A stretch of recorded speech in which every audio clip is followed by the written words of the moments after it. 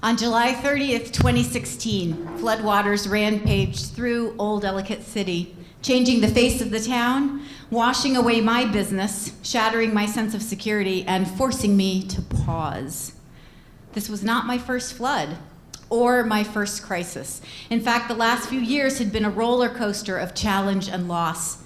The passing of dear friends, including my son's father, and a progressive eye disease that put my very livelihood at risk. But I'm strong. I'm resilient. I lead a full life. I'm not only a business owner, but also a performer. The busier I was, I told myself, the better. I coped by finding opportunities to sing and act out, literally. At the same time, the loss led me inward. It was after taking care of a dear friend of mine in his last weeks and months, 4 years prior, that I began to find respite once again in meditation.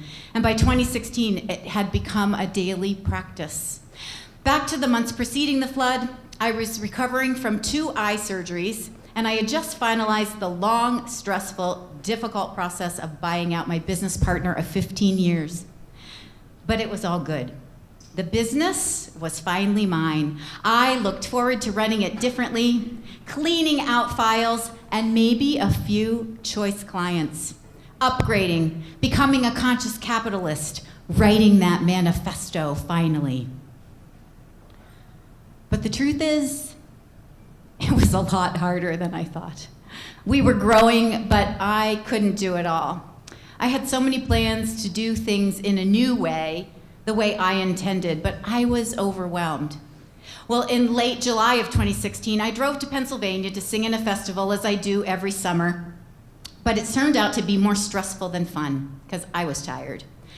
When I returned that Friday, I stopped at the office to check in and to grab some things so that I could catch up on invoicing over the weekend. And the very next day, July 30th, Main Street was devastated due to not a hurricane, but an extreme weather event, a 1,000-year flood. My office was filled with 4 feet of water that came from above and below. It was awful and surreal. But here's the thing. In spite of it all, I felt this incredible sense of calm. Maybe it was shock, but something in me just said, wait, be silent, and breathe. Well, looking back, I am convinced that my meditation practice, a daily habit for 345 consecutive days at that point, probably kept me sane and provided some perspective. So in a strange way, the flood gave me a chance to hit the pause button. When you can't even visit your office for a week because the town's infrastructure is that damaged and special ops are still searching for victims, you have no choice but to pause. That forced pause allowed me to catch my breath and gave me permission to say no, or I don't know. That's okay too. I didn't have to know. I didn't have to have the answer, at least not right then. Miraculously, the right people came along at the right time. My friend Carol, who was with me that night, thank God I wasn't alone. My friend Leslie showed up at my doorstep the next day and used her 2-week vacation to help me. People cooked, they cleaned, they organized, they raised money, they assisted in so many ways. I mean, all I can say is that the things that we needed to run the business were still there. My team was safe, thank God. And that QuickBooks computer that I took home the day before was the only computer that we had not backed up into the cloud. Yeah.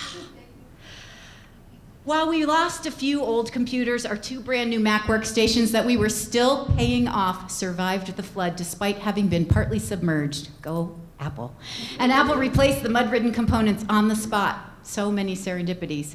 So my earlier desire to clean house, well, the flood took care of that. Clearly, there is still some baggage from my recent business breakup. The water cleared out 15 years of paper files, along with some lingering resentments. It was a fresh start. As a business, we became more aligned. Life was too short to take on projects that we did not resonate with. We found new delight and meaning in our work and clients of like mind, and we reconnected with our community in Old Ellicott City like never before. So in the wake of this chaos, much to my surprise, this simple reframe was key. Instead of looking at the flood as something that happened to me, I now see it as something that happened for me, which brings me full circle. On July 30th, May 27th, 2018, floodwaters rampaged through Old Ellicott City. I'm still meditating and singing, 'cause I can't stop the rain. Thank you.